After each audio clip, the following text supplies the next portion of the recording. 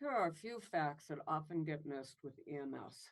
Um, Now, due to doing debriefs with so many birth professionals that work in the out-of-hospital setting, what happens when they call EMS, there's a little bit of confusion to know that, first of all, EMS is very well trained and fully trained in adult, child, and infant CPR.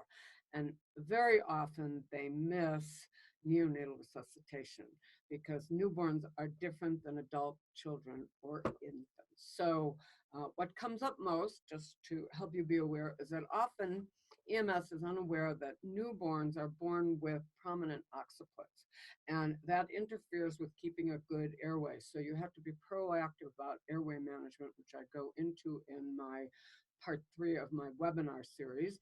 You may have to use a shoulder roll on a good firm surface. You may have to work to keep the airway open.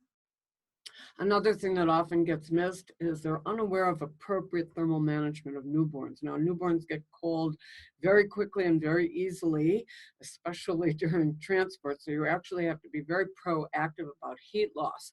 And using a blanket or a space blanket or a silver swaddler once the baby's already cool is not going to warm up a baby. So I do recommend saran wrap or an extra large 2.5-gallon Ziploc hefty bag to keep babies warm. Another thing that's just a little bit different from newborns and adults is you cannot just do compressions on newborns. You must always be doing ventilations, and often you have to do several ventilations.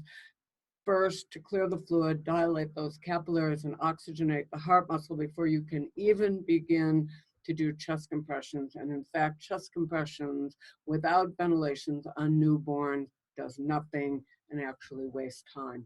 So just to be prepared and be aware, especially when transporting, keeping the airway open, being proactive about heat loss, always ensuring effective ventilations. Thanks. Check out my webinar series for more in-depth information on everything I just talked about.